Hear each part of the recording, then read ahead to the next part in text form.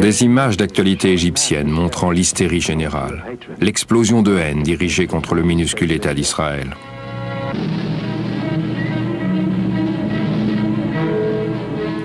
Des armes et missiles soviétiques offerts aux Égyptiens par leurs alliés russes. Des cadeaux de prix. L'entraînement intensif des troupes d'élite égyptiennes juste avant la guerre israélo-arabe des 6 jours, en 1967. Une bien meilleure performance devant la caméra que celle qui suivra sur le champ de bataille. Juste avant la guerre, lorsqu'on posera au chef des forces de libération de la Palestine la question des éventuels réfugiés israéliens, celui-ci répondra « Pas de problème, puisqu'il ne restera aucun juif ».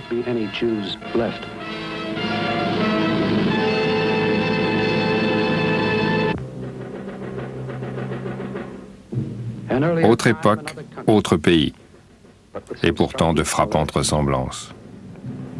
La montée active et menaçante du mouvement national-socialiste en Allemagne au début des années 30.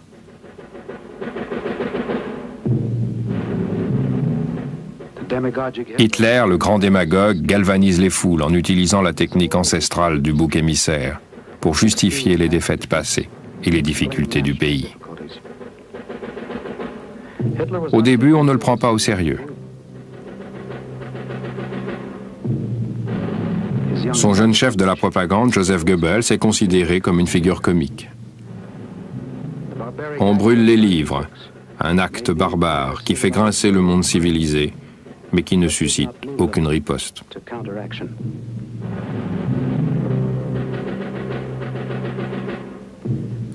Hitler est le premier dictateur à mesurer toute l'importance des masses médias. Il fait diffuser par sa propagande le fameux protocole des sages de Sion, un vulgaire tract antisémite. Suivi par des lois interdisant aux Juifs l'exercice de certaines professions. Et ce n'est que le début d'une longue liste d'actions visant à humilier et détruire les citoyens juifs allemands.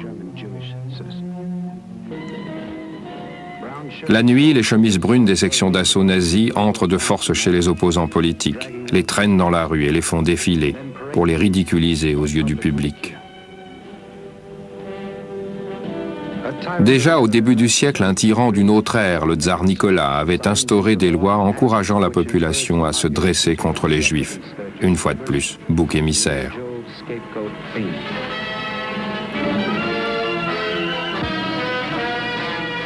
Un sanglant déchaînement qui s'est fréquemment répété au fil des siècles.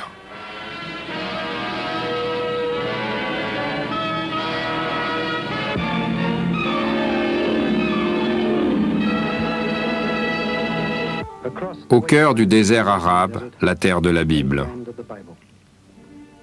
L'ancestrale patrie des Hébreux, abandonnée et négligée depuis des siècles, sous la domination despotique et cruelle des Turcs. Un cri lointain venant du pays où coule le lait et le miel.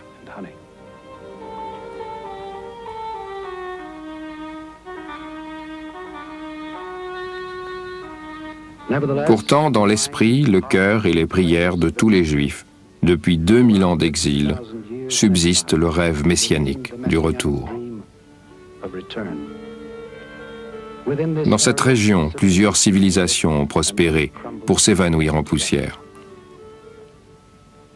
De tous les peuples antiques, seuls les Juifs ont réussi à survivre. En 1897, Theodor Herzl, penseur politique juif, relance l'idée d'un État juif moderne sur la terre biblique de Palestine.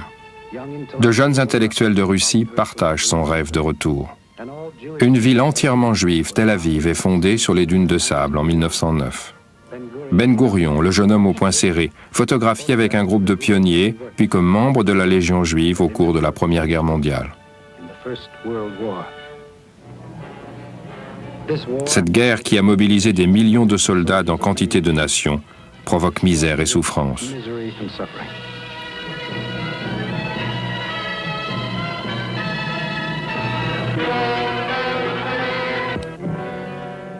L'Europe en ruine. Des masses de soldats et de civils rentrent chez eux. Les Juifs, comme les autres, ont perdu des jeunes gens qui reposent dans des cimetières militaires en terre étrangère. Après la guerre, Lord Balfour, secrétaire d'État britannique aux Affaires étrangères, déclare que le gouvernement de Sa Majesté envisage favorablement l'établissement en Palestine d'un foyer national pour le peuple juif. Le pays passe alors sous le contrôle de l'Angleterre et la Société des Nations le déclare sous mandat britannique. À Jérusalem, l'antique mur des Lamentations, une partie du second et dernier temple hébreu, lieu saint pour les Juifs du monde entier. Dès lors, pour beaucoup, le travail remplace les prières, un dur labeur pour racheter la terre. L'activité physique succède à la banque et au commerce.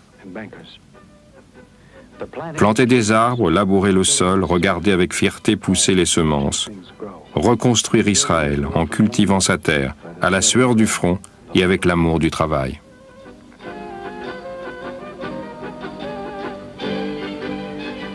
La tour de David et les vestiges de l'ancienne Jérusalem, site favori des visiteurs du monde entier. Vêtus à l'occidental ou arborant le fez musulman turc. Les Juifs cohabitent avec leurs voisins arabes. Les touristes se mêlent à la population locale ou s'abritent à l'ombre, dans la chaleur des rues. Les vieux continuent de prier au mur des Lamentations, ce lieu où les pierres racontent 2000 ans d'histoire. Et les jeunes poursuivent la construction de la nouvelle Jérusalem.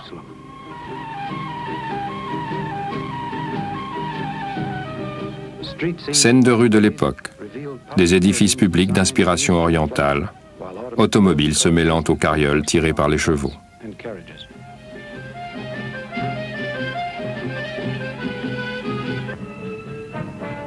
L'industrie du bâtiment naissante, des méthodes très primitives selon les critères d'aujourd'hui, mais qui permettent de mener le travail à bien, quel que soit le temps qu'il faudra.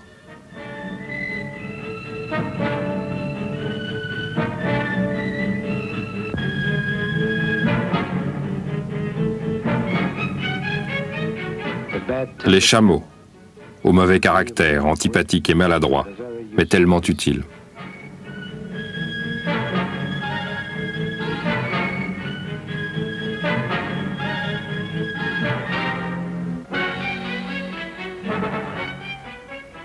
De jeunes pionniers déterminés à bâtir une idée nouvelle dans un vieux pays.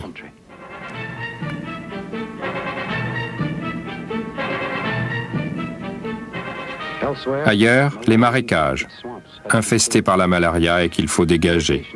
On creuse des tranchées pour acheminer l'eau vers les lieux de culture.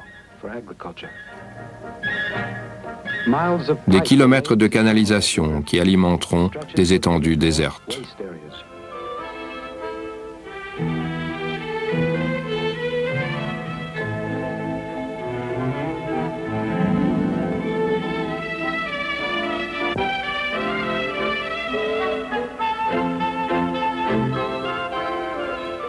L'eau, tellement vitale pour faire fleurir un sol aride, dans un pays créé au milieu du désert. Depuis la nuit des temps, la recherche et l'exploitation de l'eau ont été la clé, permettant de rendre la terre productive et de créer de nouvelles implantations. Voici comment se crée l'une d'entre elles dans les années 30. Le groupe quitte ses tentes pour établir sa communauté. Les Britanniques limitent les permis de construire, mais selon la loi turque, si le toit d'un bâtiment est monté avant l'aube, on ne peut le détruire. Alors tôt le matin, les gens chargent dans des camions le matériel nécessaire à l'érection de leur propre village.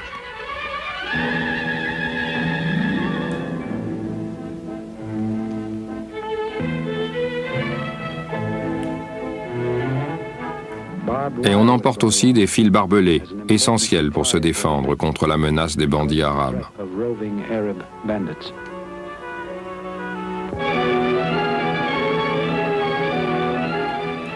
Les fusils accompagnent les travailleurs au champ, à l'image des premiers pionniers américains.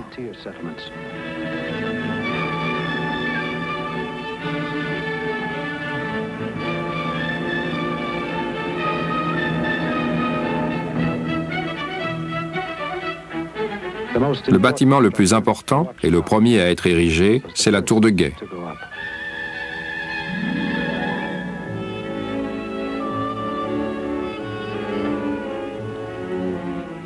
On dresse les pans de murs préfabriqués, puis la toiture pour les futurs occupants, et enfin, les connexions électriques. Beth Yosep, la maison de Joseph. De jeunes pionniers créant leur propre communauté pour fonder une famille, dans l'espoir de mener une existence paisible et prospère.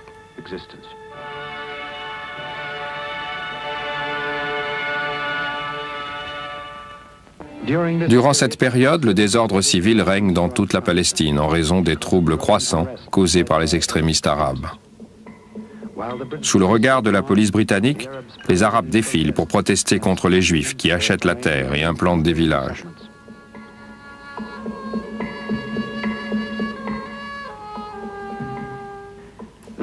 Conséquence des émeutes, les maisons juives du quartier détruites, les magasins pillés et le sang versé.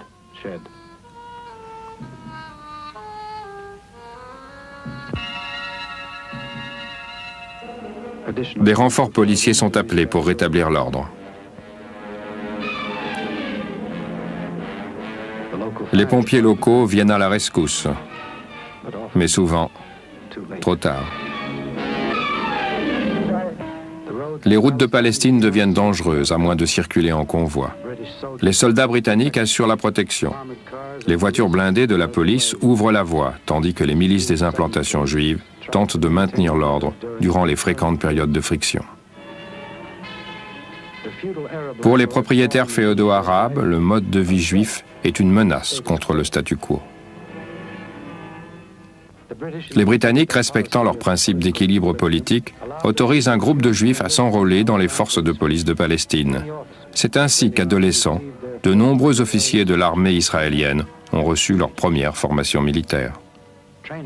L'entraînement, indispensable pour limiter le nombre de morts causés par les bandits arabes. Alors les Juifs s'endurcissent.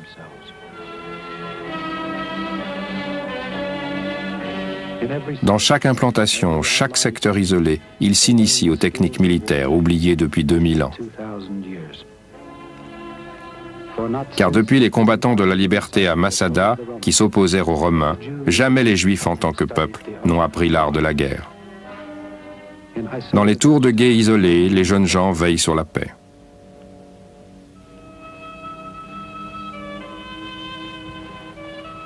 Les gardes patrouillent aussi dans les vergers, guettant les maraudeurs. Les Britanniques entraînent aussi les Arabes.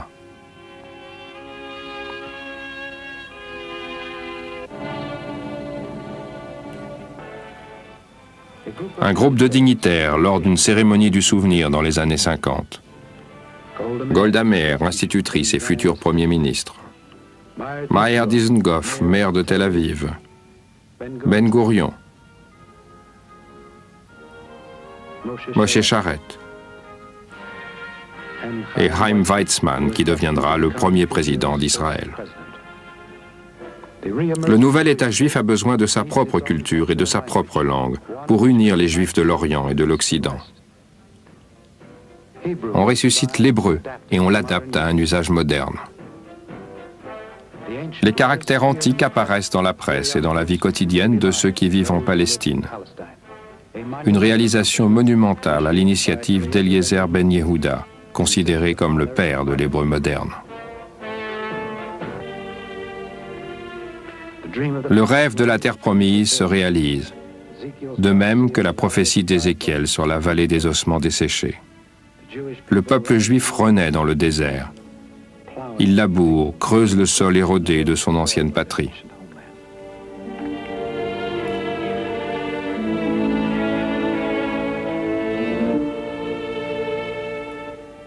Et tout cela grâce aux travaux d'irrigation qui font verdoyer la terre aride et rocailleuse. Le blé qui pousse vers le ciel ensoleillé. La majesté noueuse des oliviers. Les troupeaux à lait.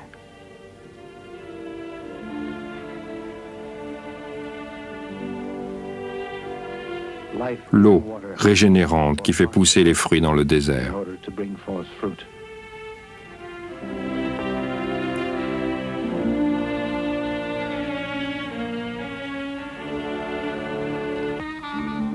Tandis que les exportations agricoles se développent, l'industrie prospère. Les vastes usines se dotent de machinerie massive que les travailleurs apprennent à manœuvrer. Pendant ce temps, les Arabes continuent de mener leur existence frustre, inchangée depuis des générations. Mais leurs chefs s'inquiètent devant les progrès et la productivité croissante des sionistes, qui contrastent avec leur propre système féodal.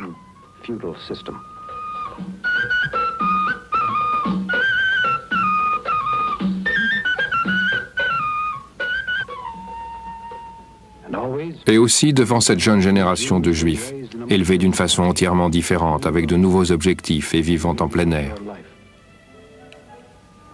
Malheureusement, les actes terroristes permanents des voisins arabes perturbent la vie.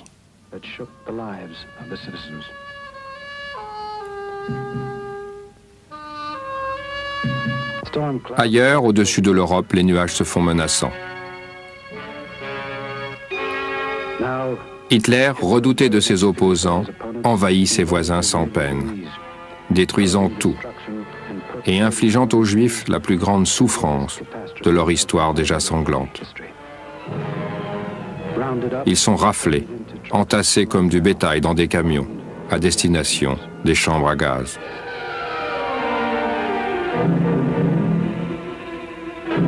Les ghettos sont fermés et incendiés.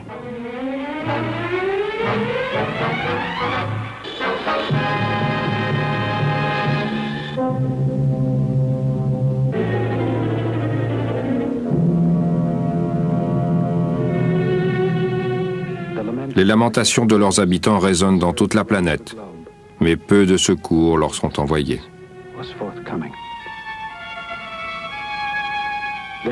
Quelques-uns résistent.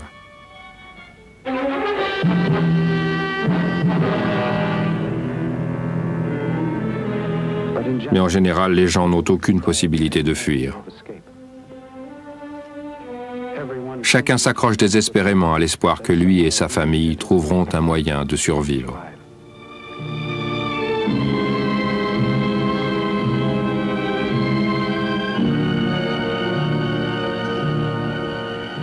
Dans chaque pays conquis, les nazis procèdent à une chasse méthodique aux Juifs.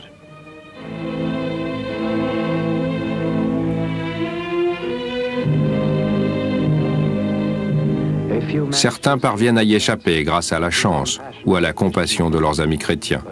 Mais la plupart, comme ces enfants, finissent leur vie dans les camps de concentration.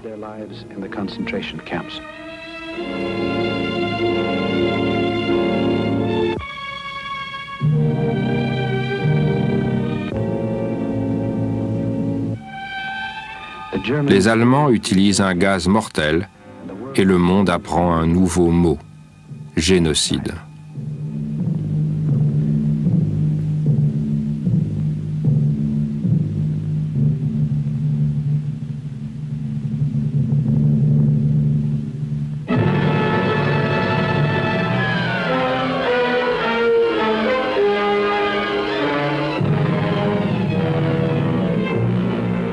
Le totalitarisme est finalement vaincu par les armées alliées victorieuses, mais l'ombre d'Hitler s'attarde sur la totale destruction qu'il a causée à son propre pays et aux autres. Telle est la contribution de la race supérieure à la civilisation.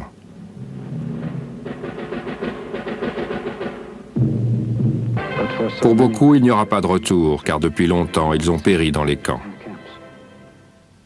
Ou dans l'anéantissement du ghetto de Varsovie, dont il ne reste presque rien, hormis 5 km² de décombres, là où vivait jadis une communauté juive florissante.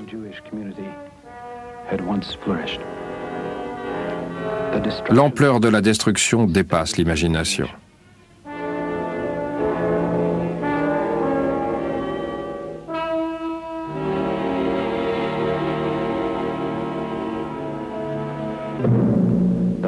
Les terribles secrets des camps ne seront totalement révélés qu'à l'entrée des soldats alliés, qui comprennent alors l'énormité de ce crime contre l'humanité.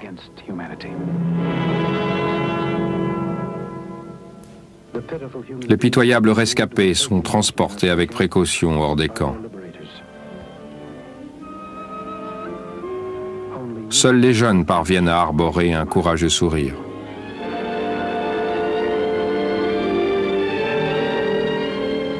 Les masses d'apatrides, parmi lesquelles des dizaines de milliers de juifs, sont aidés par divers organismes sociaux qui tentent de redonner forme à leur vie brisée. Ils rentrent d'abord dans leur foyer, s'il n'est pas détruit, et chez leurs proches, si par chance, ceux-ci vivent encore. Beaucoup, cependant, ne peuvent supporter de retourner sur des lieux où ceux qu'ils chérissaient sont morts violemment.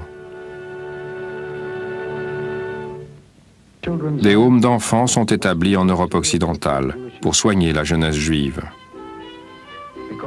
Et comme les enfants sont malléables, c'est une tâche plus facile.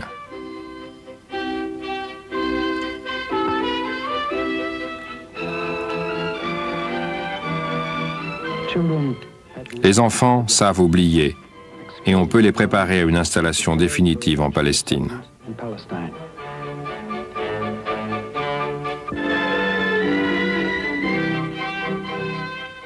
Repas nutritifs et conseillers affectueux les aident à effacer leurs souvenirs de famine et de cruauté.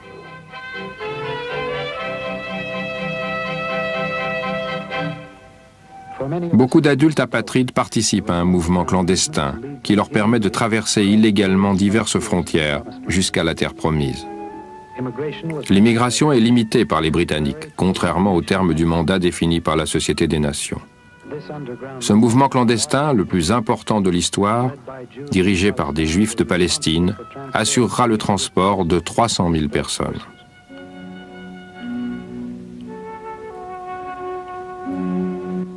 Parfois, ils voyagent de nuit, par convoi de camions, jusqu'à des plages isolées où ils s'embarquent pour leur traversée secrète. Bien que les Juifs palestiniens se soient distingués au cours de la guerre, la police britannique campe sur sa volonté de maintenir un équilibre entre les populations juives et arabes en Terre Sainte. Ils sont des milliers à monter ainsi à bord de vieux cargos surchargés.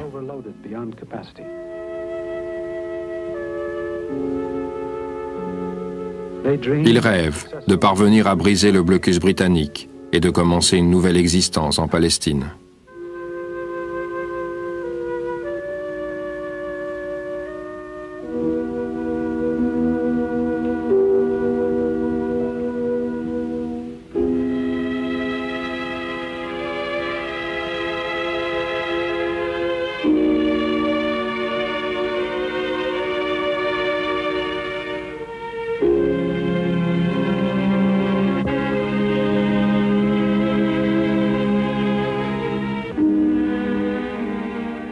Ils doivent supporter des conditions difficiles, mais l'espoir les fait tenir.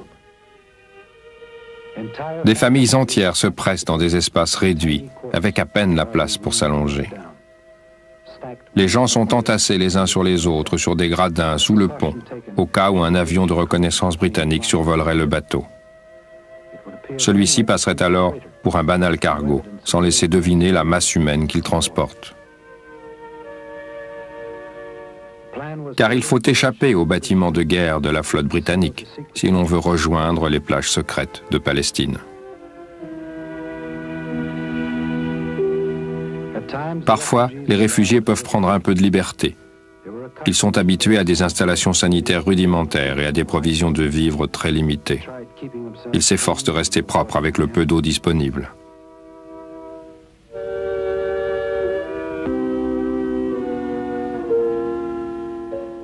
Les mères espèrent que leurs enfants grandiront dans un monde différent.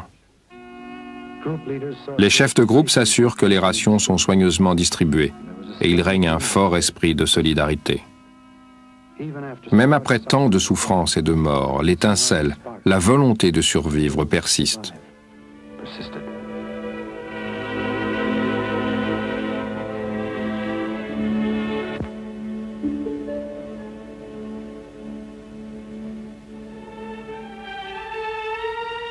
Les hommes prient au grand jour, avec leurs tallettes, leurs téléphines et leurs livres de prière. Ils prient le Dieu de Jacob de les délivrer une fois de plus de l'esclavage et de l'errance. Des bébés naissent sur le bateau, une vie nouvelle pour remplacer tant de vies éteintes.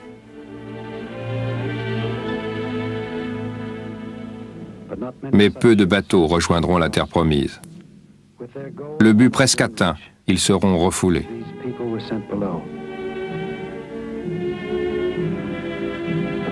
Un pilote a deviné la réalité de la situation et très vite les passagers aperçoivent un destroyer britannique à l'horizon.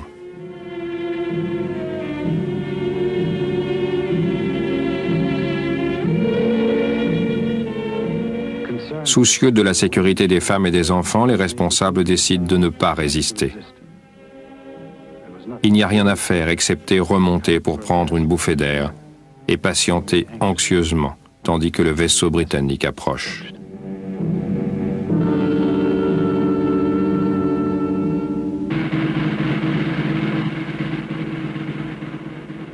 Le pavillon du bateau clandestin est fièrement hissé.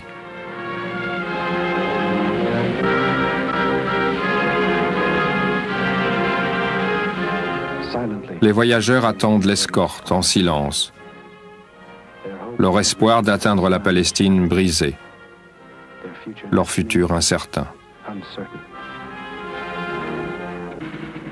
Une fois les marins britanniques à bord, le bateau obtient l'autorisation d'entrer dans le port de Haïfa. Mais les passagers sont virtuellement prisonniers.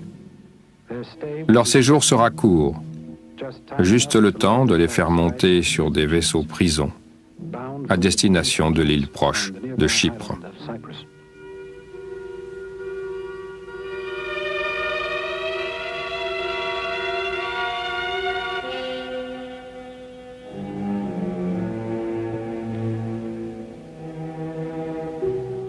On les conduit le long de la passerelle vers des enclos de fils barbelés. Et on les débarque dans les camps de détention à Chypre.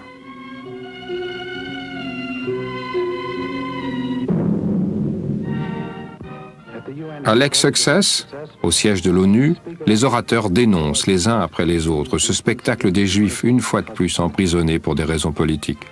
Alors, en novembre 1947, les Nations Unies décident d'un plan de partage de la Palestine en 2 États, un juif et un arabe, avec la condition que les Britanniques aient quitté le pays pour le 15 mai 1948.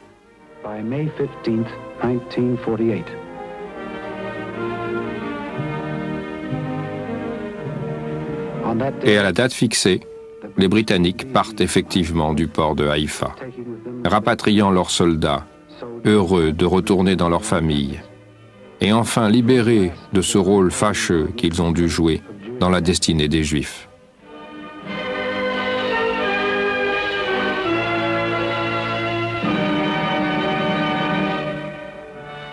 Dans un petit amphithéâtre du musée de Tel Aviv, David Ben-Gourion, chef du Conseil provisoire, proclame la naissance de l'État d'Israël.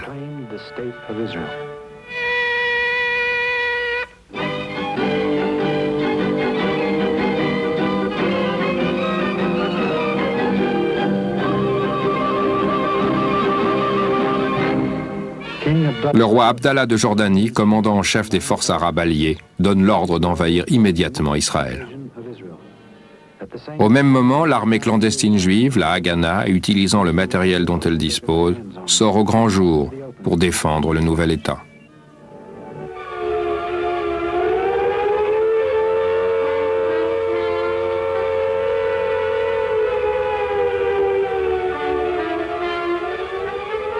La population reste calme face aux raids aériens que les Arabes lancent contre les villes juives.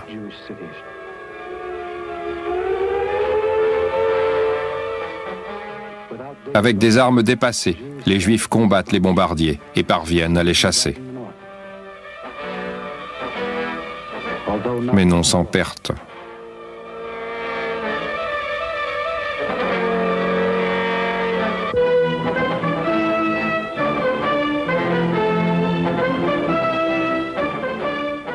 Luttant vaillamment avec un armement réduit contre les avions et les chars du monde arabe, les Israéliens se battent dans les implantations et les villages de tout le pays.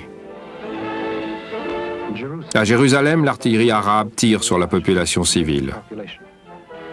Comme toujours, les Juifs sauvent d'abord les rouleaux de la loi.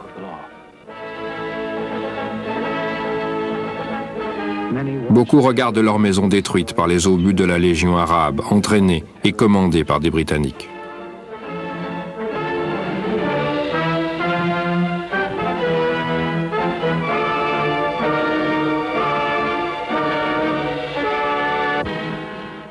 Malgré les embuscades, des convois israéliens acheminent des vivres vers Jérusalem assiégée. La population juive unie se bat contre l'énorme appareil militaire de l'ensemble du monde arabe.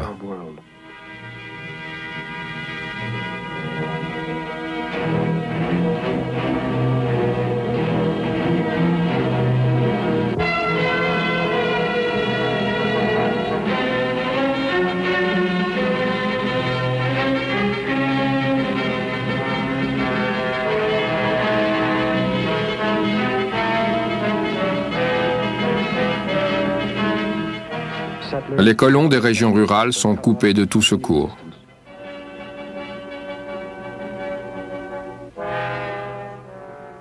Repoussant les attaques sporadiques, ils voient leur récolte incendiée par des maraudeurs arabes.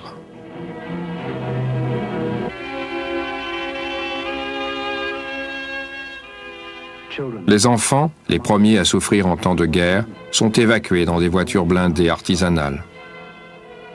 Les adultes restent et continuent de travailler la terre du mieux qu'ils peuvent. Toujours prêts à prendre les armes sur le champ pour se défendre. Ils n'ont pas d'alternative et c'est une arme en soi. Ils sont déterminés à ne pas se laisser décimer comme tant de millions de leurs frères en Europe. S'ils doivent mourir, ce sera en luttant pour leur droit à la vie.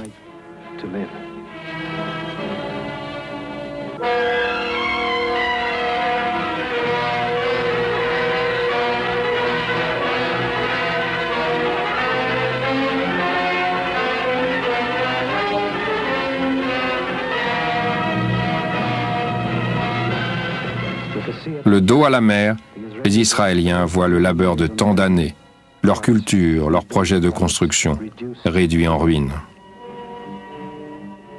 Mais ils continuent de lutter, car ils n'ont pas d'autre choix.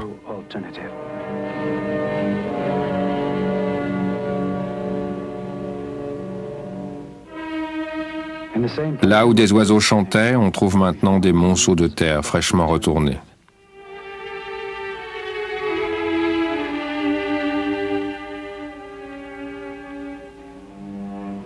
Mais l'ennemi perd aussi beaucoup d'hommes dans ce carnage absurde.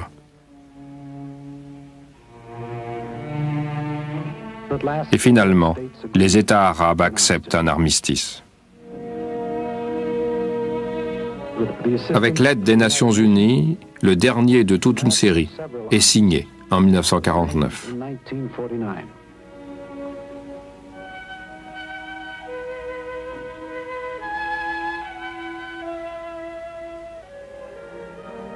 Le président Weizmann reçoit les premiers ambassadeurs des États-Unis et de la Russie. Les Juifs capturés au combat rentrent en Israël. Et on célèbre la victoire. Les soldats de tout le pays se rassemblent dans la ville de Tibériade pour défiler devant le nouveau Premier ministre, David Ben-Gourion. Les quelques avions que les forces israéliennes possèdent à présent survolent les troupes disparates mais victorieuses qui défilent dignement devant les chefs du nouvel État.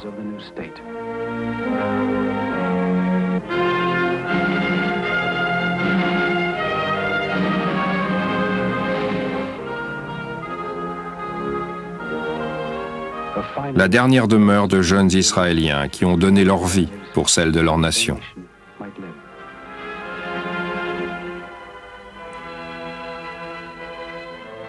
Les décombres sont dégagés. Les artisans retournent à leur paisible activité, rebâtissant ce qui a été détruit, reprenant le fil de la vie normale.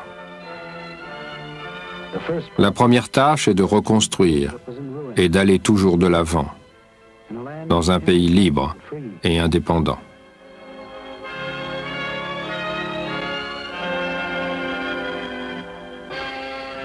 Un pays de paix, avec de grandes perspectives d'avenir.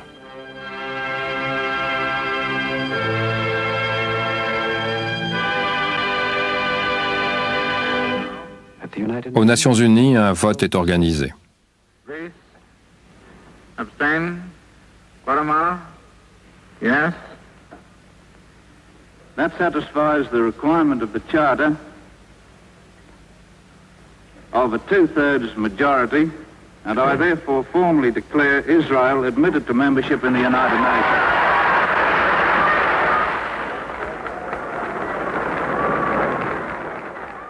Moshe Sharett accepte au nom de l'État d'Israël. The collective statesmanship of the world in a spirit of humility, anxious for guidance and enlightenment. We hope that our ability to learn may be enhanced by the ancient teachings and age-old aspirations of the Jewish people, who bequeathed to the world the vision of a time when nation shall not lift up a sword against nation, neither shall they learn war anymore. Et comme avant, durant tant d'années, les travaux de construction reprennent, avec vigueur et résolution. Le dynamisme du pays se ressent partout. Des rêves se réalisent après un millénaire d'oppression et de lutte permanente pour la survie.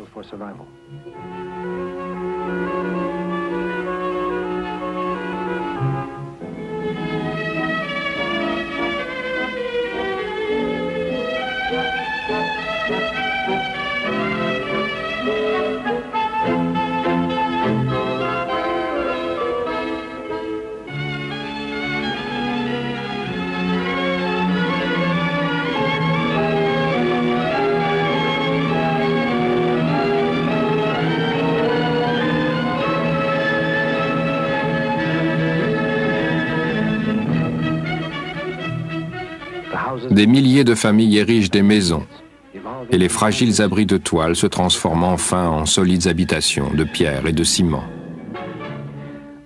Mais les Israéliens ne sont pas sortis des tranchées et n'en sortiront pas avant longtemps.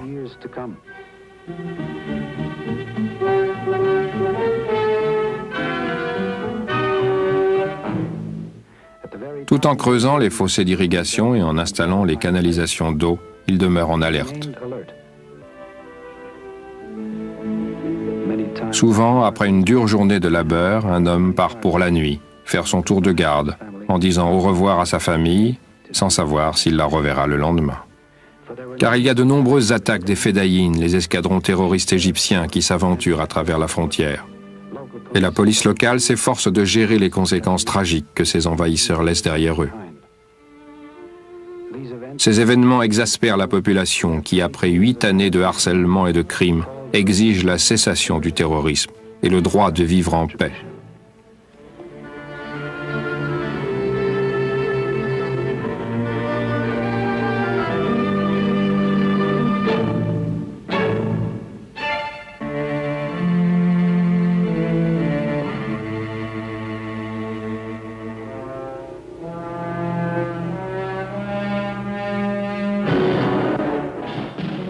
En octobre 1956, l'armée israélienne, à présent équipée d'armements modernes, entre dans le Sinaï pour contrer une armée égyptienne massive, détruire les bases de ravitaillement dirigées par les terroristes et briser le blocus illégal du détroit de Tiran. Les parachutistes israéliens, lâchés des avions de transport, atterrissent à l'arrière des lignes ennemies dans le désert. L'infanterie combat les forces arabes, toujours supérieures en nombre et en armement, mais pas en qualité humaine.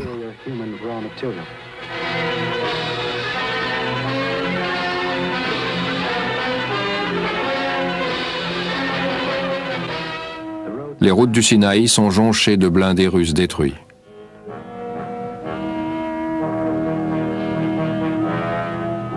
Un flot ininterrompu de prisonniers arabes. Un arsenal soviétique suffisant pour équiper une armée sur des années, saisie par les forces israéliennes au cours de la campagne. Pourtant, bien que les victoires aient été difficiles, Israël accepte en 1957 de se retirer de la péninsule du Sinaï en échange de garanties internationales. La paix revient et la vie reprend son cours normal. Un autre commencement, davantage de bâtiments construits, les ressources en eau exploitées. La poursuite de la conquête du désert, le développement de grands projets d'irrigation. Durant 10 ans, Israël va jouir d'une paix relative, jusqu'au printemps 1967, lorsque se profile une nouvelle menace de guerre. Les terroristes reprennent leurs actions meurtrières. Les accords d'armistice n'ont pas de sens pour ces jeunes dont la maison communautaire a été détruite. C'est comme la résurgence d'un ancien cauchemar. Les incidents se multiplient. Le monde arabe continue ses provocations. Ses chefs se réunissent et projettent une nouvelle guerre pour détruire Israël.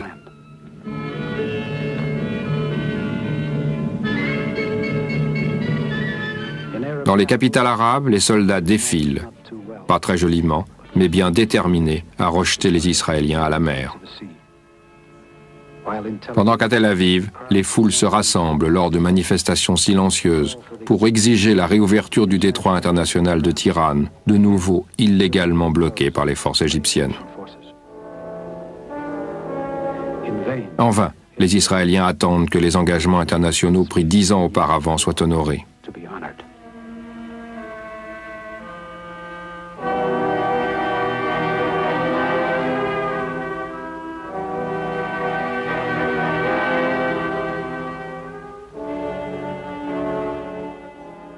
De nombreux diplomates tels Abba Eban sont reçus dans les capitales du monde, mais sans rien obtenir. Les Nations Unies, sur un simple ordre de Nasser, retirent leurs forces de maintien de la paix. Avec elles, disparaît la dernière lueur d'espoir d'une vie paisible.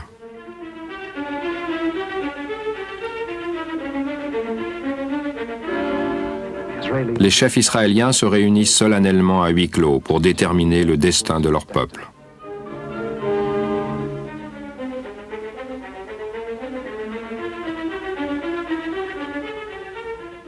L'entraînement de défense civile est rigoureusement pratiqué, comme dans toutes les périodes de tension des 20 dernières années. Israël se prépare au pire. La nuit, on remplit des sacs de sable. Les hommes, femmes et enfants se mettent au travail ensemble, faisant leur possible pour se préparer à neutraliser une fois de plus une tentative générale arabe pour détruire l'État d'Israël.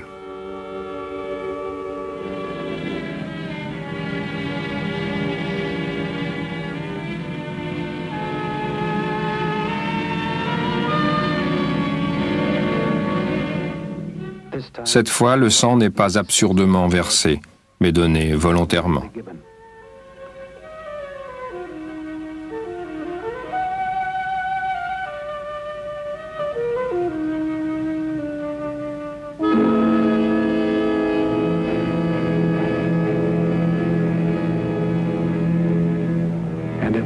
Partout, la tension se lit sur les visages.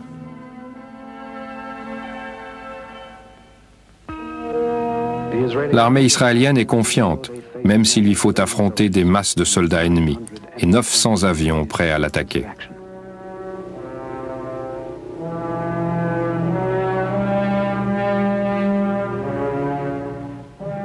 Les mystères à El Delta de fabrication française, pilotés par les Israéliens, décollent pour contrer les MiG égyptiens avec des résultats spectaculaires.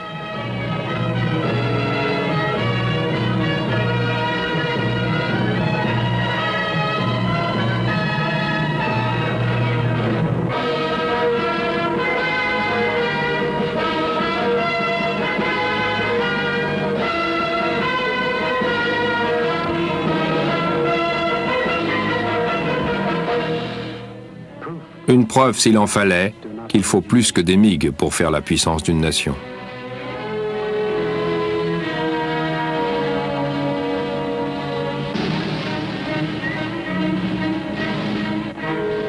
Les tanks et les half-track entrent en action.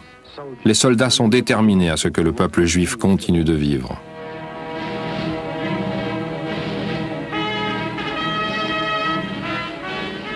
Des avions légers de reconnaissance localisent les cibles pour les canons mobiles autopropulsés.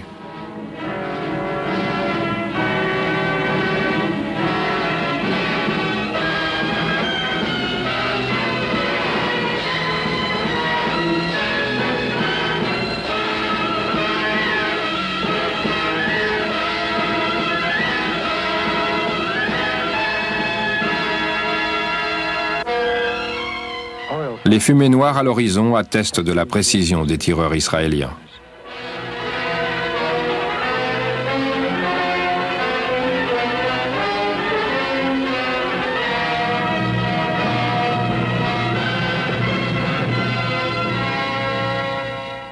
Dans le Sinaï, les forces blindées de l'armée égyptienne, jadis si fières, sont réduites à l'état de carcasse, comme en 1956. Les Israéliens avancent sans répit le long du vaste front sud, à coups d'assauts incessants, de jour comme de nuit, ne s'arrêtant que pour rendre hommage à leur commandant suprême, avec la forte conviction biblique que la main du Tout-Puissant a confondu l'ennemi.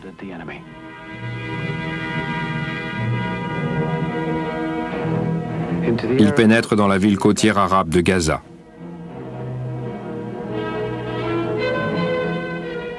Les derniers combattants de l'orgueilleuse armée ennemie sont à présent prisonniers. Les forces motorisées israéliennes entrent en action pour neutraliser les quelques points d'appui restants.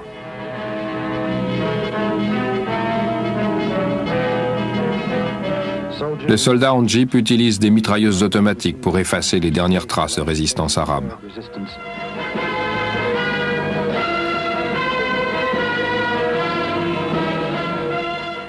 Et toujours le mot d'ordre, en avant, cri de bataille de l'armée israélienne.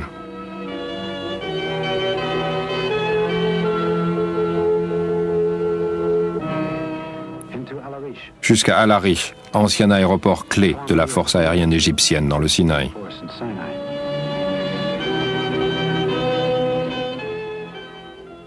Davantage de prisonniers.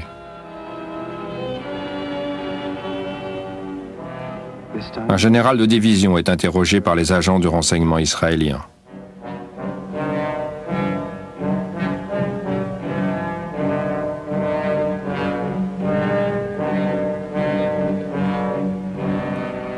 Le visage des captifs exprime tension et ahurissement. La plupart ne connaissent même pas le nom de leur chef.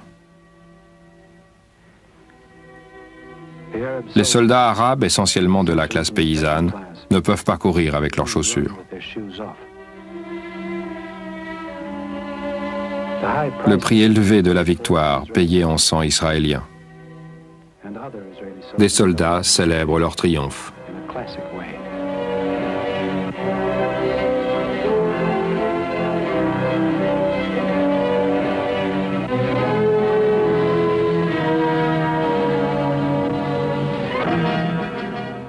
Plus avant, vers la zone du canal de Suez, les vestiges encore en flammes de la puissante armée égyptienne, équipée par les Russes.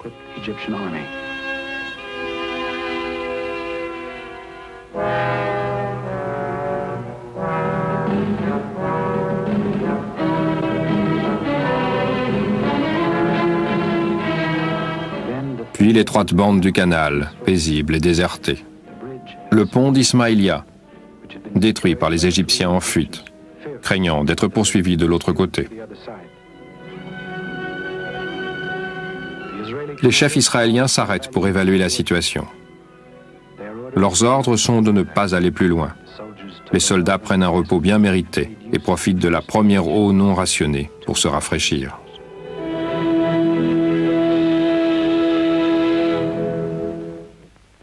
Près du canal, le général Yitzhak Rabin, chef d'état-major israélien, visite le site du missile soviétique, pointé vers le cœur d'Israël.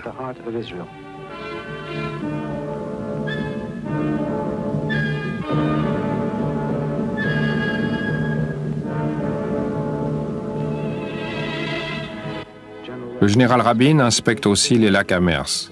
Des bateaux y sont échoués en raison du blocus égyptien sur le canal de Suez. Les canons du détroit de Tirane, à présent détruits, sont réduits au silence.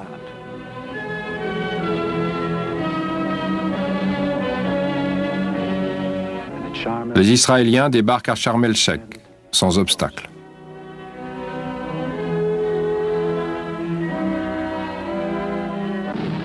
Les patrouilleurs israéliens contrôlent désormais les voies maritimes jusqu'au port d'Eilat, au sud, sur la mer Rouge.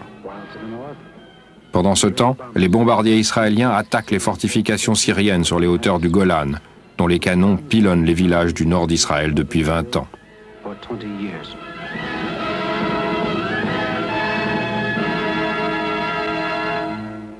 Les Israéliens avancent avec leurs tanks et leurs bulldozers, ouvrant leur propre route sur ce terrain escarpé. Les combattants israéliens parviennent à avancer sur ces pentes abruptes, contre toute attente.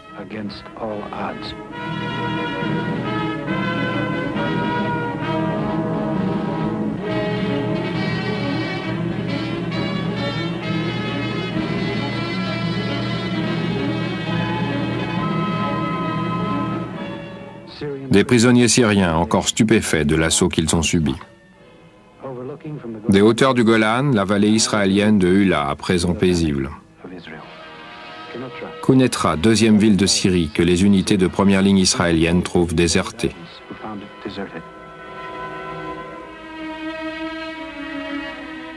Les blessés légers israéliens sont ramenés en bateau par la mer de Galilée.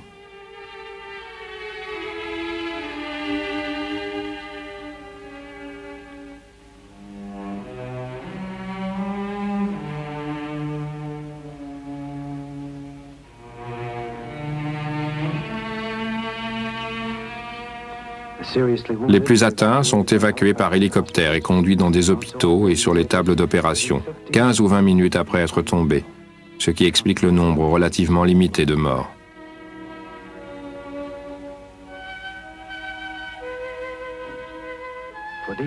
Pour eux, la guerre s'est terminée avant que le cessez-le-feu n'entre en vigueur.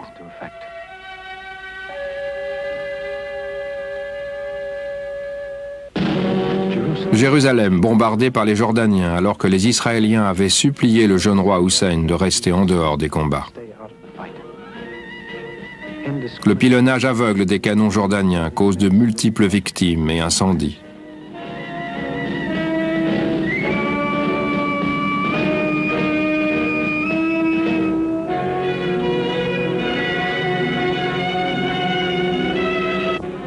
Et toujours des chaussures abandonnées et des prisonniers. Jérusalem-Est.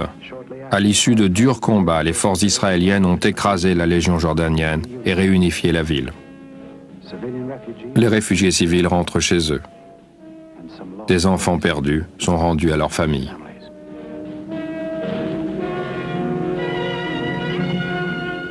Au mur des lamentations, un grand moment. Moshe Dayan, ministre de la Défense israélien, apparaît devant le vestige historique du temple. Les soldats émus partagent ce sentiment de proximité et d'attachement envers ces 3000 ans d'histoire juive qui les ont précédés et qui se dressent symboliquement devant eux, sous la forme d'un mur qu'ils peuvent toucher, contre lequel ils peuvent pleurer et prier. Des hommes et femmes de tous âges, des barbes blanches et des visages rasés de près, des armes à portée de main et des livres de prière ouverts.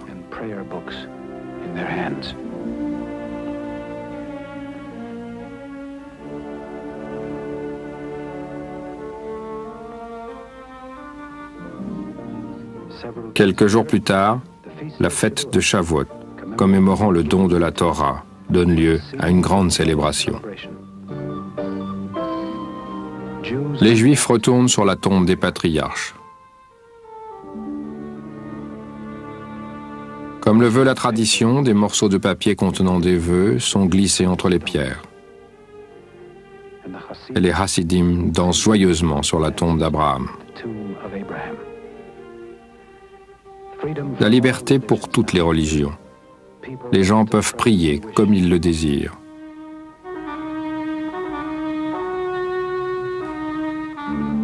Jérusalem de nouveau en paix. Les cloches sonnent l'heure des messes chrétiennes.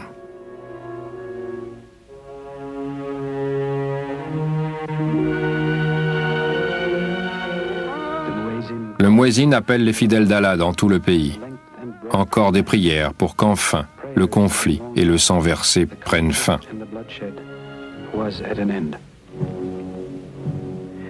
Mais l'expérience amère des Israéliens leur a appris que le meilleur espoir de paix repose dans une préparation permanente et l'armée est prête à affronter toute menace contre le pays. Au cours de son histoire, le peuple juif s'est battu contre tout espoir pour le droit à exister.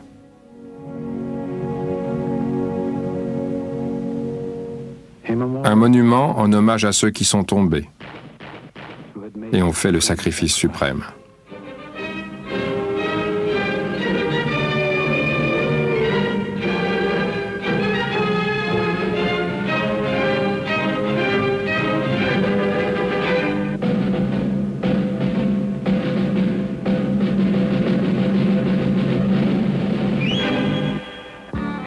Une terre de promesses et de réalisation.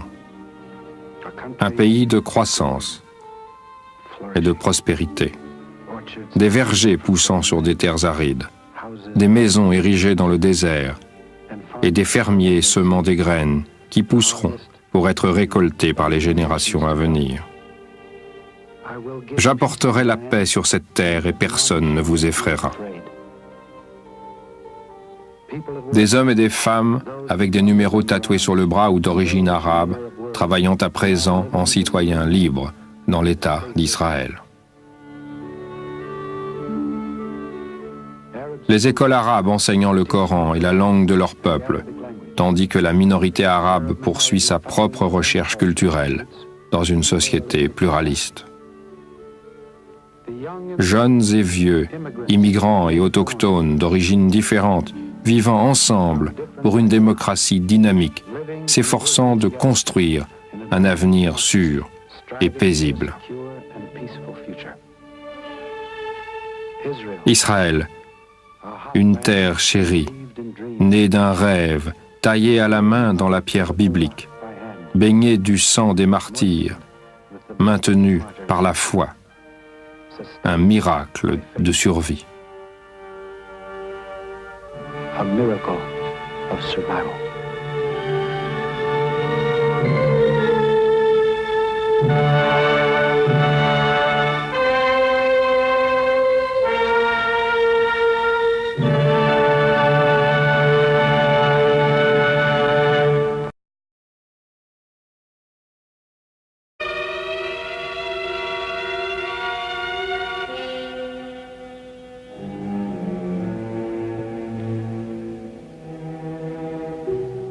On les conduit le long de la passerelle vers des enclos de fils barbelés.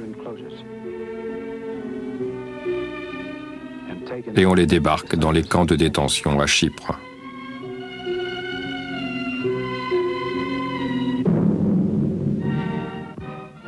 À l'ex-Success, au siège de l'ONU, les orateurs dénoncent les uns après les autres ce spectacle des Juifs une fois de plus emprisonnés pour des raisons politiques. Alors, en novembre 1947, les Nations Unies décident d'un plan de partage de la Palestine en 2 États, un juif et un arabe, avec la condition que les Britanniques aient quitté le pays pour le 15 mai 1948. By May 15th, 1948.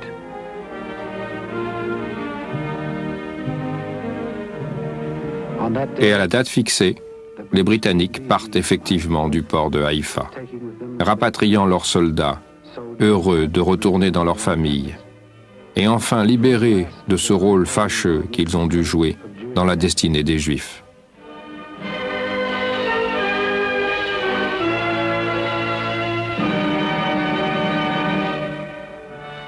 Dans un petit amphithéâtre du musée de Tel Aviv, David Ben Gourion, chef du Conseil provisoire, proclame la naissance de l'État d'Israël.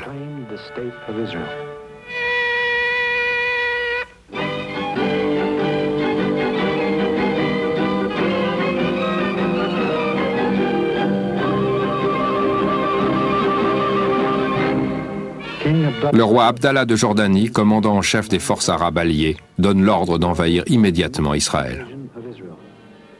Au même moment, l'armée clandestine juive, la Haganah, utilisant le matériel dont elle dispose, sort au grand jour pour défendre le nouvel État.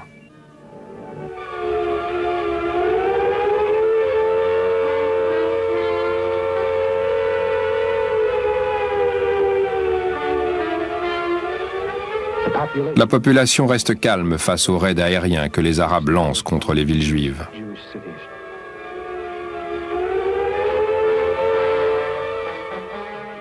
Avec des armes dépassées, les Juifs combattent les bombardiers et parviennent à les chasser. Mais non sans perte.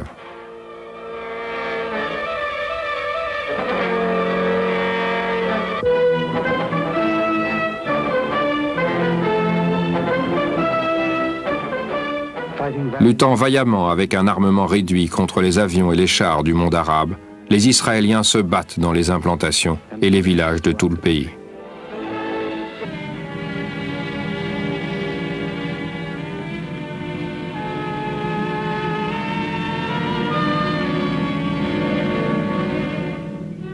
Cette fois, le sang n'est pas absurdement versé, mais donné volontairement.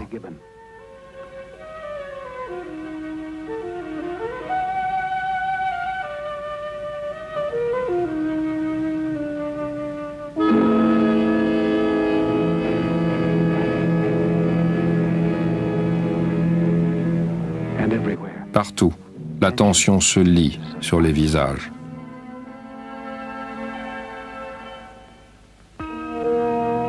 L'armée israélienne est confiante, même s'il lui faut affronter des masses de soldats ennemis et 900 avions prêts à l'attaquer.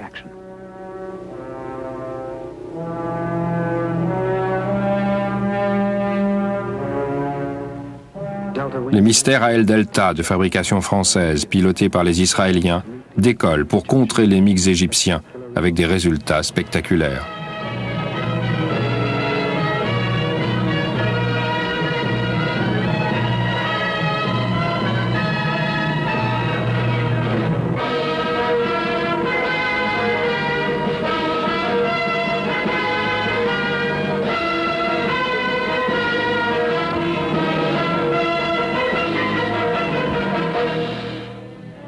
Une preuve, s'il en fallait, qu'il faut plus que des MiG pour faire la puissance d'une nation.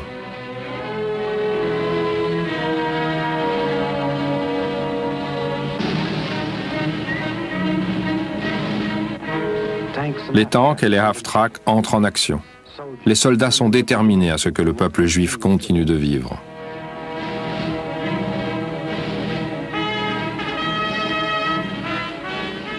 Des avions légers de reconnaissance localisent les cibles pour les canons mobiles autopropulsés.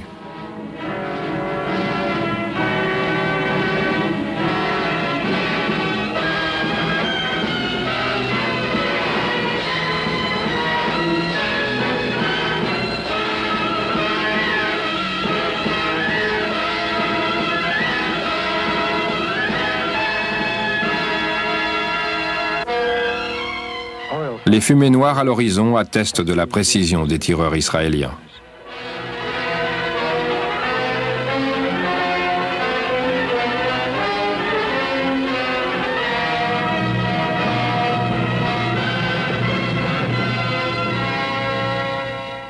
Dans le Sinaï, les forces blindées de l'armée égyptienne, jadis si fières, sont réduites à l'état de carcasse, comme en 1956.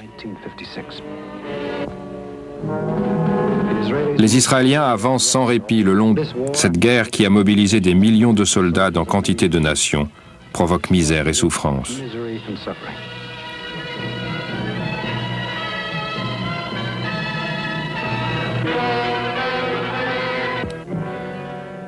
L'Europe en ruine. Des masses de soldats et de civils rentrent chez eux.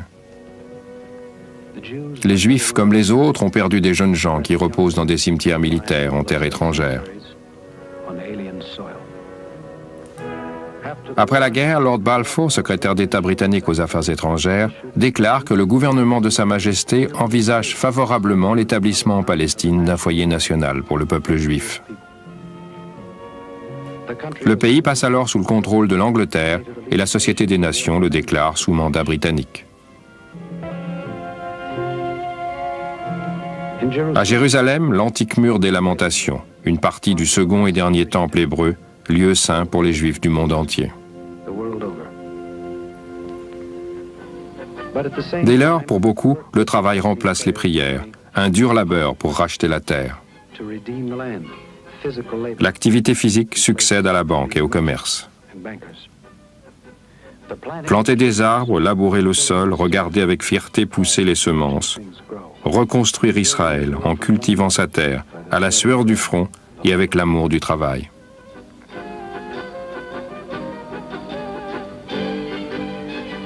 La tour de David et les vestiges de l'ancienne Jérusalem, site favori des visiteurs du monde entier. Vêtus à l'occidental ou arborant le fez musulman turc. Les Juifs cohabitent avec leurs voisins arabes. Les touristes se mêlent à la population locale ou s'abritent à l'ombre, dans la chaleur des rues. Les vieux continuent de prier au mur des Lamentations, ce lieu où les pierres racontent 2000 ans d'histoire. Et les jeunes poursuivent la construction de la nouvelle Jérusalem.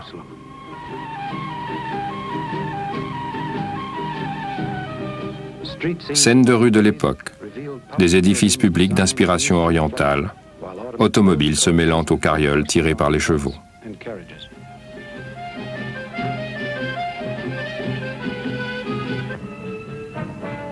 L'industrie du bâtiment naissante, des méthodes très primitives selon les critères d'aujourd'hui, mais qui permettent de mener le travail à bien, quel que soit le temps qu'il faudra.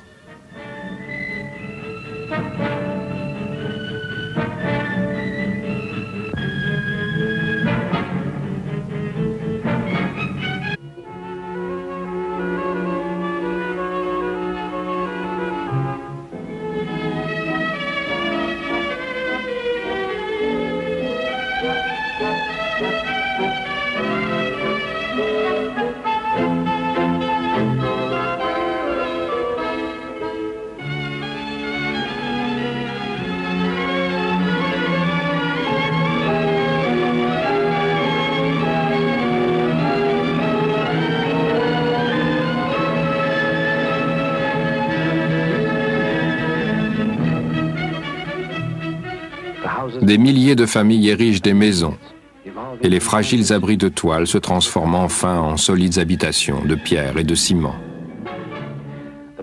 Mais les Israéliens ne sont pas sortis des tranchées et n'en sortiront pas avant longtemps.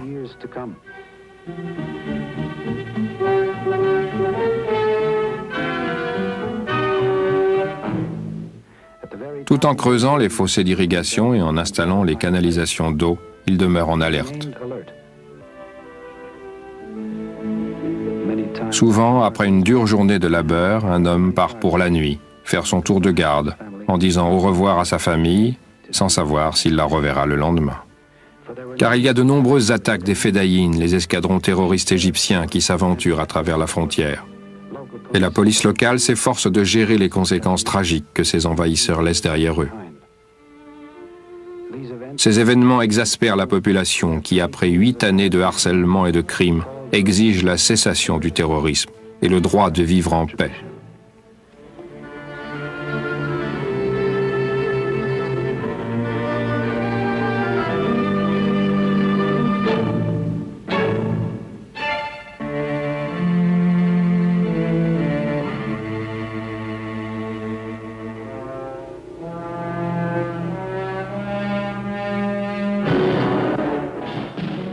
En octobre 1956, l'armée israélienne, à présent équipée d'armements modernes, entre dans le Sinaï pour contrer une armée égyptienne massive, détruire les bases de ravitaillement dirigées par les terroristes et briser le blocus illégal du détroit de Tiran. Les parachutistes israéliens, lâchés des avions de transport, atterrissent à l'arrière des lignes ennemies dans le désert. L'infanterie combat les forces arabes, toujours supérieures en nombre et en armement, mais pas en qualité humaine.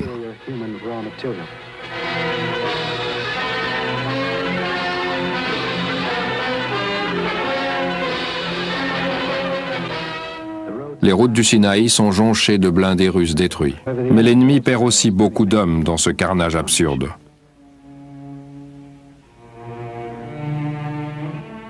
Et finalement, les États arabes acceptent un armistice. Avec l'aide des Nations Unies, le dernier de toute une série est signé en 1949.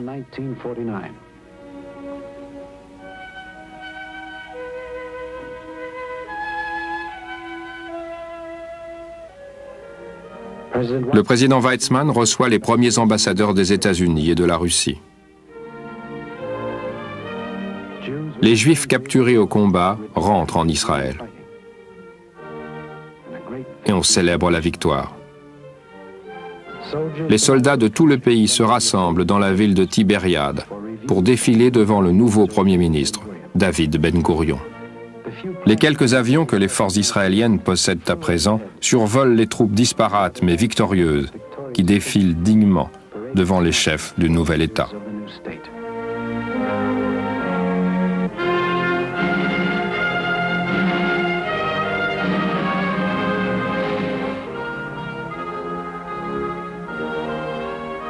La dernière demeure de jeunes Israéliens qui ont donné leur vie pour celle de leur nation.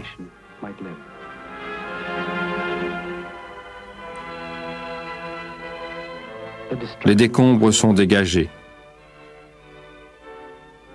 Les artisans retournent à leur paisible activité, rebâtissant ce qui a été détruit, reprenant le fil de la vie normale.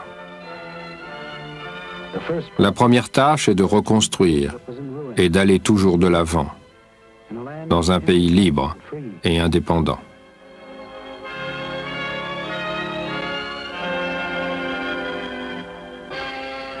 Un pays de paix, avec de grandes perspectives d'avenir.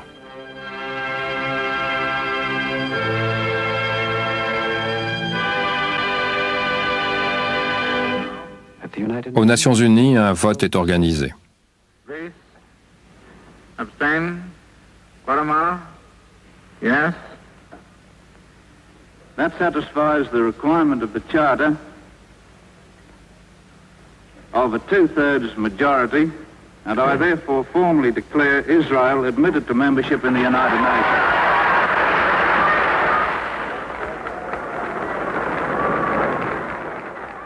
Moshe Sharett accepte au nom de l'État d'Israël.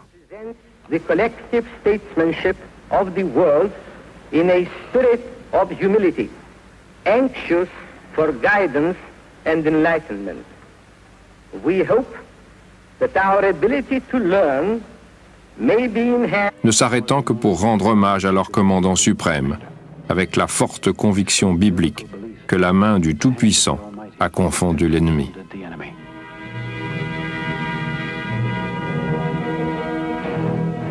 Il pénètre dans la ville côtière arabe de Gaza.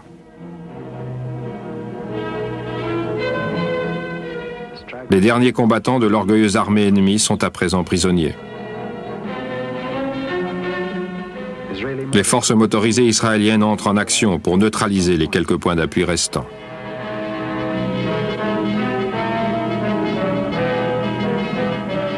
Les soldats en jeep utilisent des mitrailleuses automatiques pour effacer les dernières traces de résistance arabe.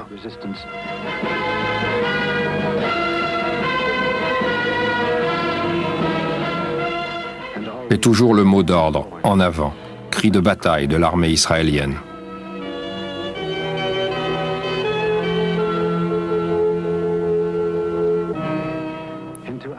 Jusqu'à Al-Arish, ancien aéroport clé de la force aérienne égyptienne dans le Sinaï.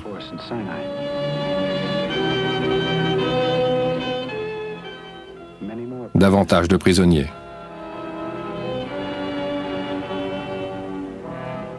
Un général de division est interrogé par les agents du renseignement israélien.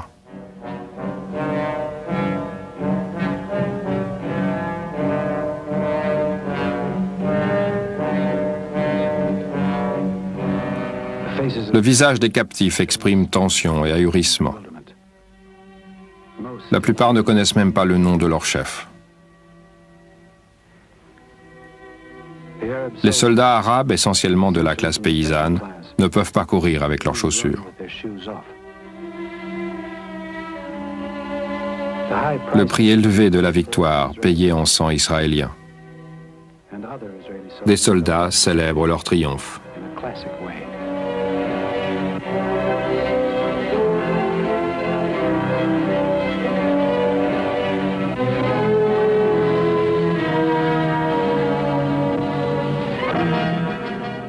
Plus avant, vers la zone du canal de Suez, les vestiges encore en flammes de la puissante armée égyptienne, équipée par les Russes.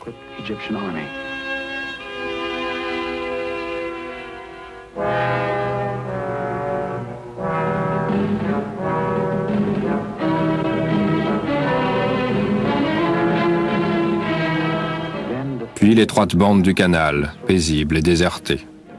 Le pont d'Ismaïlia, détruit par les Égyptiens en fuite, craignant d'être poursuivis de l'autre côté. Les chefs israéliens s'arrêtent pour évaluer la situation. Les mystères à El Delta de fabrication française, pilotés par les Israéliens, décollent pour contrer les MiG égyptiens avec des résultats spectaculaires.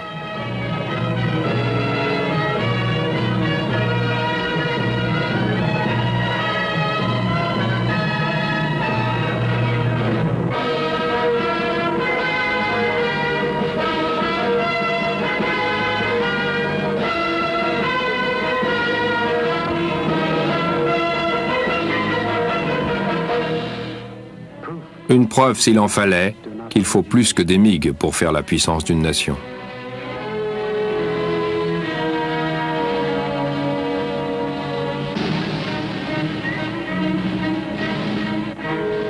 Les tanks et les half-track entrent en action.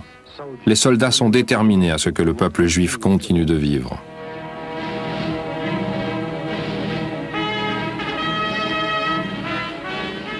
Des avions légers de reconnaissance localisent les cibles pour les canons mobiles autopropulsés.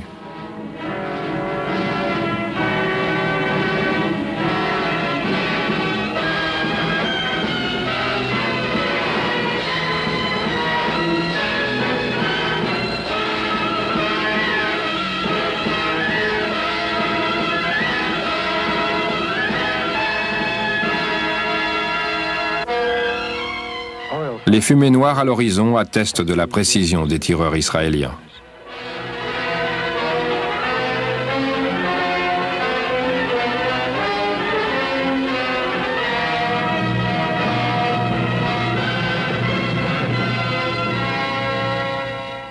Dans le Sinaï, les forces blindées de l'armée égyptienne, jadis si fières, sont réduites à l'état de carcasse, comme en 1956. Les Israéliens avancent sans répit le long du vaste front sud, à coups d'assauts incessants, de jour comme de nuit, ne s'arrêtant que pour rendre hommage à leur commandant suprême, avec la forte conviction biblique que la main du Tout-Puissant a confondu l'ennemi.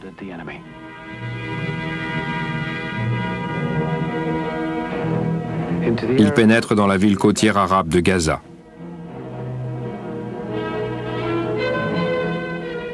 Les derniers combattants de l'orgueilleuse armée ennemie sont à présent prisonniers.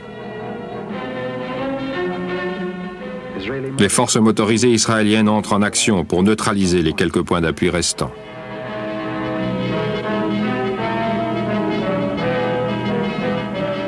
Les soldats en jeep utilisent des mitrailleuses automatiques pour effacer les dernières traces de résistance arabe.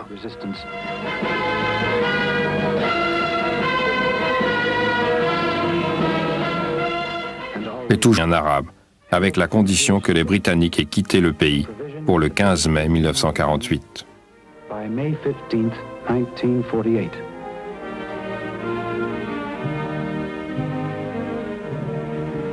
Et à la date fixée, les Britanniques partent effectivement du port de Haïfa, rapatriant leurs soldats, heureux de retourner dans leur famille, et enfin libérés de ce rôle fâcheux qu'ils ont dû jouer dans la destinée des Juifs.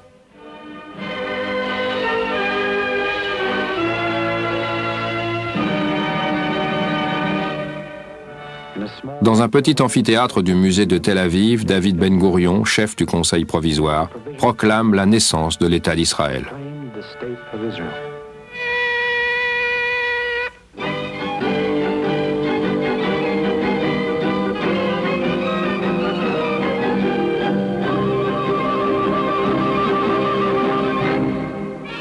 Le roi Abdallah de Jordanie, commandant en chef des forces arabes alliées, donne l'ordre d'envahir immédiatement Israël. Au même moment, l'armée clandestine juive, la Haganah, utilisant le matériel dont elle dispose, sort au grand jour pour défendre le nouvel État.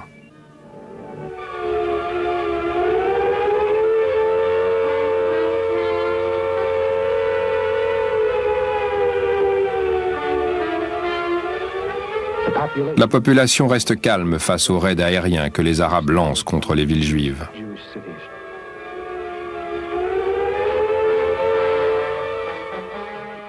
Avec des armes dépassées, les Juifs combattent les bombardiers et parviennent à les chasser. Mais non sans perte.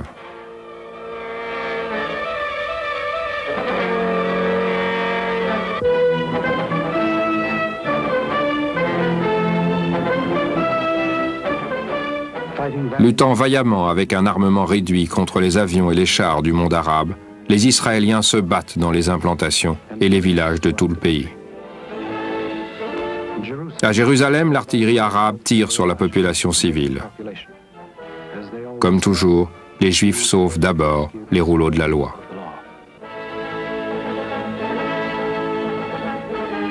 Beaucoup regardent leur maison détruite par les obus de la Légion arabe, entraînée et commandée par des Britanniques.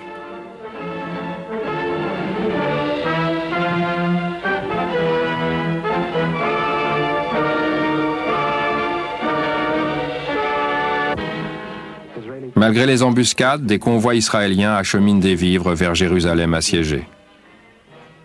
La population juive unie se bat contre l'énorme appareil militaire de l'ensemble du monde arabe. Il n'y a rien à faire excepté remonter pour prendre une bouffée d'air et patienter anxieusement tandis que le vaisseau britannique approche.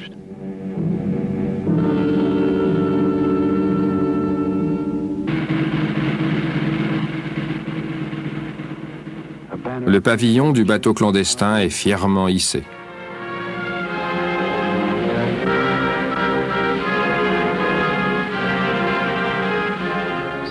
Les voyageurs attendent l'escorte en silence, leur espoir d'atteindre la Palestine brisé, leur futur incertain. Une fois les marins britanniques à bord, le bateau obtient l'autorisation d'entrer dans le port de Haïfa. Mais les passagers sont virtuellement prisonniers. Leur séjour sera court, juste le temps de les faire monter sur des vaisseaux prisons à destination de l'île proche de Chypre.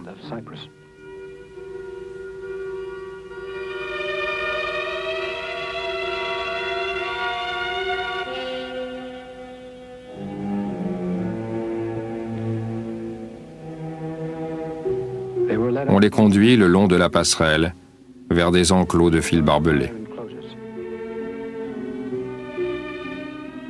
Et on les débarque dans les camps de détention à Chypre.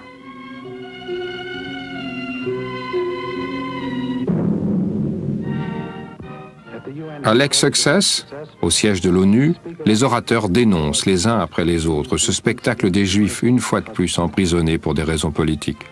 Alors, en novembre 1947, les Nations Unies décident d'un plan de partage de la Palestine en 2 États, un juif et un arabe, avec la condition que les Britanniques aient quitté le pays pour le 15 mai 1948.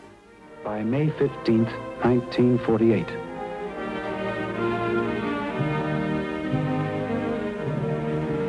Et à la date fixée, les Britanniques partent effectivement du port de Haïfa, rapatriant leurs soldats, heureux de retourner dans leur famille, et enfin libérés de ce rôle fâcheux qu'ils ont dû jouer dans la destinée des Juifs.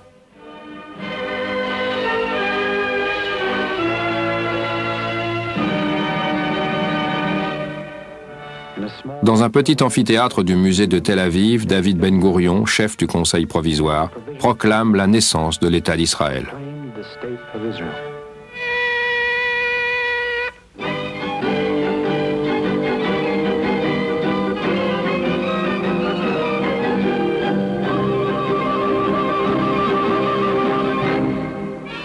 Le roi Abdallah de Jordanie, commandant en chef des forces arabes alliées, donne Les mères espèrent que leurs enfants grandiront dans un monde différent.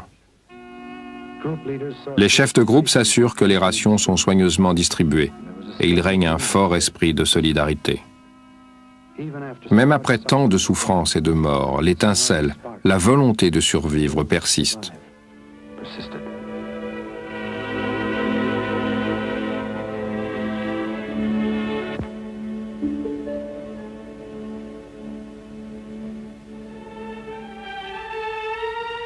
Les hommes prient au grand jour, avec leurs tallettes, leurs téléphines et leurs livres de prière. Ils prient le Dieu de Jacob de les délivrer une fois de plus de l'esclavage et de l'errance. Des bébés naissent sur le bateau, une vie nouvelle pour remplacer tant de vies éteintes.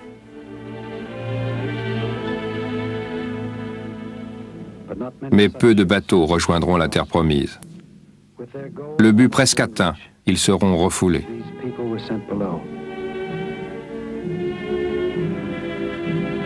Un pilote a deviné la réalité de la situation et très vite les passagers aperçoivent un destroyer britannique à l'horizon.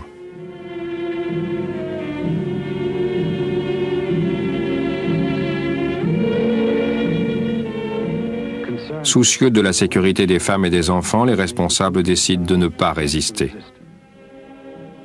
Il n'y a rien à faire excepté remonter pour prendre une bouffée d'air et patienter anxieusement, tandis que le vaisseau britannique approche.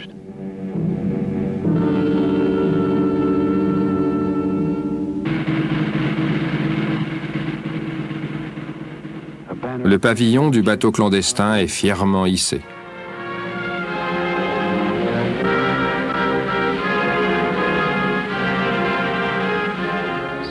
Les voyageurs attendent l'escorte en silence, leur espoir d'atteindre la Palestine brisé, leur futur incertain. Une fois les marins britanniques à bord, le bateau obtient l'autorisation d'entrer dans le port de Haïfa. Mais les passagers sont virtuellement prisonniers. Leur séjour sera court, juste le temps de les faire monter sur des vaisseaux prisons à destination de l'île proche de Chypre.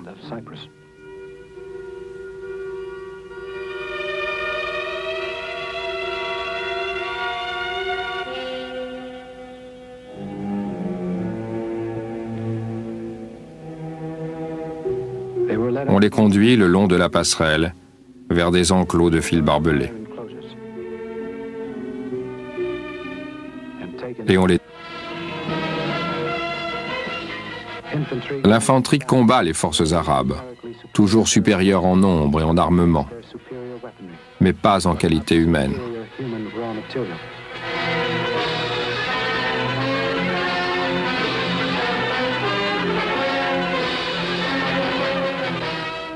Les routes du Sinaï sont jonchées de blindés russes détruits.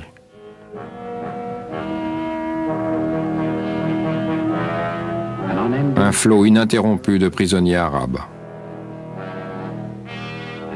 Un arsenal soviétique suffisant pour équiper une armée sur des années, saisie par les forces israéliennes au cours de la campagne. Pourtant, bien que les victoires aient été difficiles, Israël accepte en 1957 de se retirer de la péninsule du Sinaï en échange de garanties internationales. La paix revient et la vie reprend son cours normal. Un autre commencement, davantage de bâtiments construits, les ressources en eau exploitées. La poursuite de la conquête du désert, le développement de grands projets d'irrigation. Durant 10 ans, Israël va jouir d'une paix relative, jusqu'au printemps 1967, lorsque se profile une nouvelle menace de guerre. Les terroristes reprennent leurs actions meurtrières. Les accords d'armistice n'ont pas de sens pour ces jeunes dont la maison communautaire a été détruite. C'est comme la résurgence d'un ancien cauchemar. Les incidents se multiplient. Le monde arabe continue ses provocations. Ses chefs se réunissent et projettent une nouvelle guerre pour détruire Israël.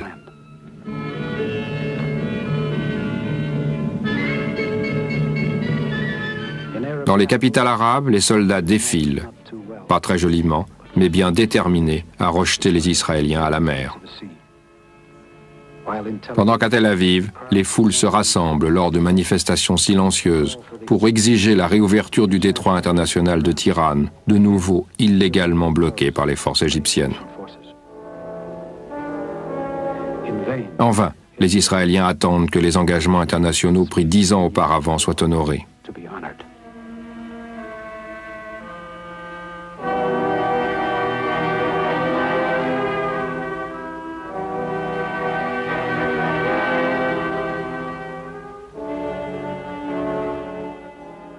De nombreux diplomates tels Abba Eban sont reçus dans les capitales du monde, mais sans rien obtenir. Les nations... Jérusalem-Est. À l'issue de durs combats, les forces israéliennes ont écrasé la légion jordanienne et réunifié la ville. Les réfugiés civils rentrent chez eux. Des enfants perdus sont rendus à leur famille.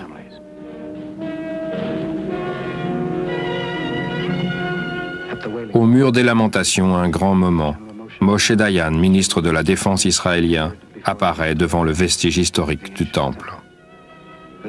Les soldats émus partagent ce sentiment de proximité et d'attachement envers ces 3000 ans d'histoire juive qui les ont précédés et qui se dressent symboliquement devant eux, sous la forme d'un mur qu'ils peuvent toucher, contre lequel ils peuvent pleurer et prier.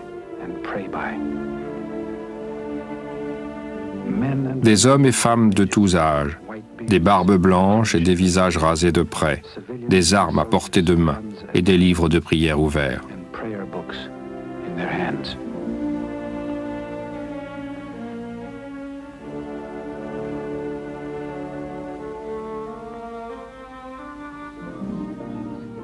Quelques jours plus tard, la fête de Shavuot, commémorant le don de la Torah, donne lieu à une grande célébration. Les Juifs retournent sur la tombe des patriarches. Comme le veut la tradition, des morceaux de papier contenant des vœux sont glissés entre les pierres. Et les Hasidim dansent joyeusement sur la tombe d'Abraham. La liberté pour toutes les religions. Les gens peuvent prier comme ils le désirent.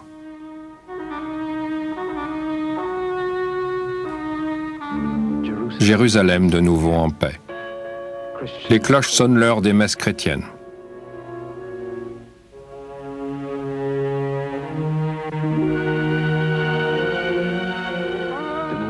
Le muezzin appelle les fidèles d'Allah dans tout le pays. Encore des prières pour qu'enfin le conflit et le sang versé prennent fin.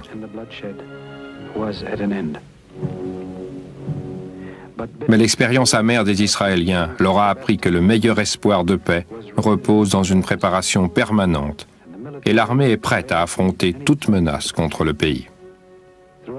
Au cours de son histoire, le peuple juif s'est battu contre tout espoir pour le droit à exister.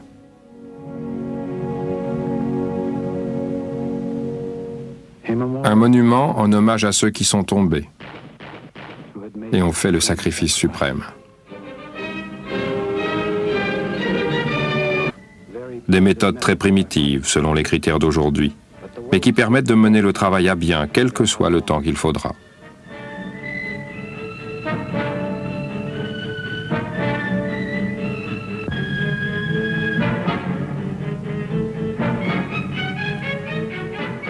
Les chameaux, au mauvais caractère, antipathiques et maladroits, mais tellement utiles.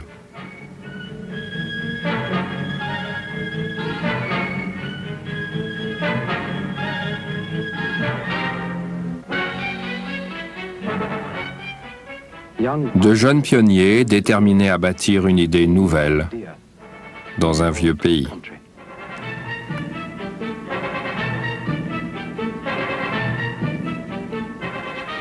Ailleurs, les marécages, infestés par la malaria et qu'il faut dégager. On creuse des tranchées pour acheminer l'eau vers les lieux de culture.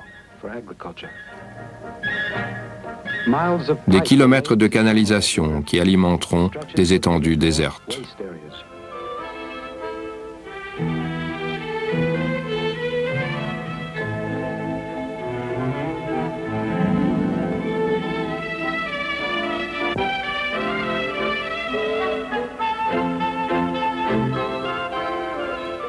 L'eau, tellement vitale pour faire fleurir un sol aride, dans un pays créé au milieu du désert.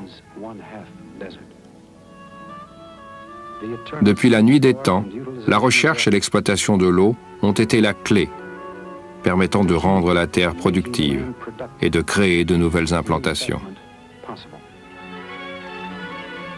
Voici comment se crée l'une d'entre elles dans les années 30. Le groupe quitte ses tentes pour établir sa communauté. Les Britanniques limitent les permis de construire, mais selon la loi turque, si le toit d'un bâtiment est monté avant l'aube, on ne peut le détruire. Alors tôt le matin, les gens chargent dans des camions le matériel nécessaire à l'érection de leur propre village.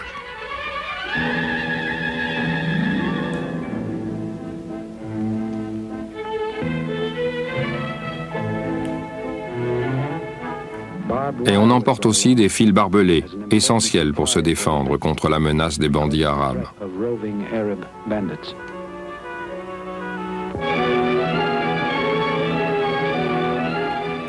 Les fusils accompagnent les travailleurs au champ, à l'image des premiers pionniers américains.